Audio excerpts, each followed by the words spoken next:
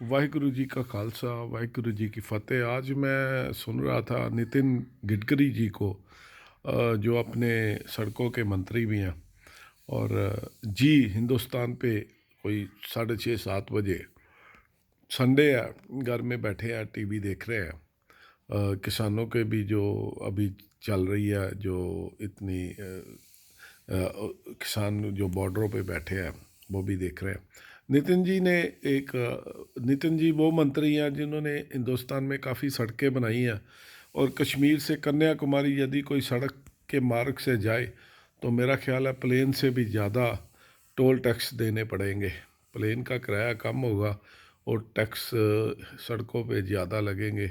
एक तो ये मुझे समझ नहीं आती है कि भी पैसा किसका ये सड़कों पे लग रहा है, और फिर उसके ऊपर इतना टैक्स जो हर 20, 30, 40, 50 किलोमीटर पे जाके एक बहुत ज़्यादा टैक्स लग रहा है। मैं एक बार मुझे याद है कि मैं बैंकॉक में, वहाँ पे मैंने पहली बार ये टोल टैक्स देखा था जो बैंकॉक शहर से एयरपोर्ट तक जाता था। तो आज 10, 15, 20 साल की बात है। वहाँ पे वो 15, 10 साल हो गए होंगे मेरा ख्याल। और वहाँ पे टैक्स लगा 175 बाट। तो फिर मैं 5, 6 साल बाद गया तो वहाँ पे मैंने तो उसी हिसाब से पैसा दे दिया। टैक्सी वाले को बोला, नहीं, कहता वो भौजी अब 50 बाट हो गया। तो फिर जब मैं उसके बाद गया तो 20 बाट हो गया। अब यहाँ पे देख रहे हैं अभी ये टैक्स बढ़ते जाते हैं। कोई भी नई सरकार आती है वो कहती है भी हम टोल टैक्स कम करेंगे, कम की जगह में बढ़ जाते हैं। ये कोई समझ के परे मेरी बात है। और नितिन जी ने एक बात बोली है कि भी किसानों के लिए बहुत बढ़िया ये जो कानून आए हैं, और उन्होंने ये बात बोली भी मैं भी एक ज़िम्मेदार हूँ और मुझे 10, 12 रुपए केजी का फ़ायदा हो रहा है। 8% मैं कमीशन देता था, कभी कुछ कमीशन देता था, मेरी सारी कमीशनें बच गई हैं। और नितिन जी, मैं ज़्यादा तो नहीं कहना चाहता। खैर, आप जब से आप मंत्री बने हैं तो आपको देखना चाहिए कि आपने कितनी आमदन में कितना आपका इजाफा हो गया।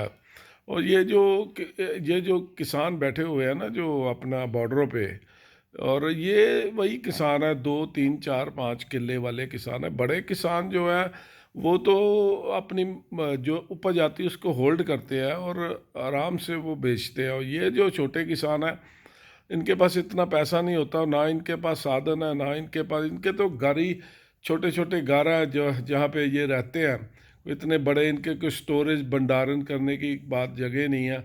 यदि सरकार चाहे तो इनको भंडारण की जगह बना दे। ये कुछ इनको अपनी उपज पे, जैसे बड़े बड़े किसान और बड़े बड़े जो आपके पॉलिटिशियन, आप जो जैसे आप बोल रहे हो भी, आप बड़े बड़े किसान जो भी है, जितने भी जिनके पास बड़ी बड़ी ज़्यादा ज़मीनें हैं, वो सम जम जग उस आय जिप जो जिन्स है उसको होल्ड कर सकते हैं। अब देखिए, कोई ऐसी चीज़ें मैं बता सकता हूँ जो हम रोज़ इस्तेमाल करते हैं।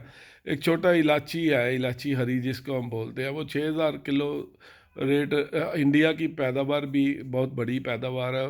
6-6 हज़ार, 5-5 हज़ार रुपये किलो तक वो बिक गई। और बिकी जब वो नहीं आती है तो अब अभी थोड़े दिन की बात है, वो 1,000 रुपये किलो, 1500-1200 रुपये किलो बिकी। अब देखिए जो किसानों के से, वो छोटे छोटे किसानों से ये जो ख़त्म हो जाएगी आइटम, तो वो फिर जब बड़े किसानों के पास जाएगी, या बड़े जो जैसे अब अडानी अंबानी जैसे भी ये व्यापार में आ गए हैं, जब इसको होल्ड करेंगे तो अपने भाव से बेचेंगे। अब छोटे किसान तो बेच के ख़त्म हो जाती है उनकी, उनको तो वो तो काफ़ी, ये जो है इन्होंने किराए पे ज़मीनें ली हुई हैं। पैसा इनके पास इतना है ही नहीं।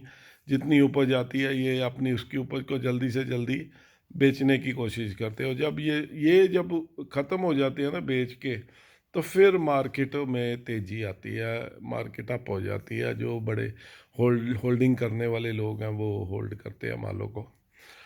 अब समस्या तो यही है कि भाई ये जो छोटे 2, 3, 4, 5 किले वाले जो किसान हैं, भाई इनकी जब उपज आती है तो इनको पूरा उसका दाम मिलना चाहिए। भी ये होल्ड नहीं कर सकते। मैं फिर आपको बता रहा हूँ, ना ये अपना माल किसी दूसरी जगह पे लेकर जा सकते हैं। कोई इनके पास साधन नहीं है, ना इनके पास इतना पैसा होता है। ये तो 10 दिन क्या 2 दिन भी होल्ड नहीं कर सकते हैं।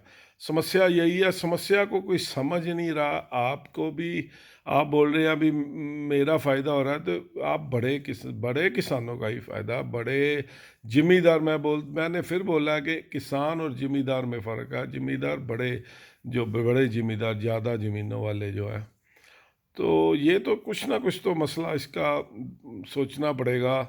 और मैं एक व्यापारी हूँ, छोटा सा व्यापारी हूँ, मुझे इसकी समझ आ रही है अभी ये क्या हो रहा है। तो मुझे मेरा मन भी दुखी होता है कि भी ये इतने सर्दी में ये लोग बैठे हुए हैं, तो कि सरकारों को भी इसके बारे में ध्यान देना चाहिए और अच्छे बुद्धिजीवियों की राय लेनी चाहिए। भाई जो इस ट्रेड में है, जो व्यापार में है, जो किसान, जो छोटे जिम्मेदार हैं, बड़े जिम्मेदार तो मैं नहीं समझता इसका कोई मसले का हल ढूंढ सकेंगे, जो 100-100, 200-200, 400-400 किले के मालिक हैं।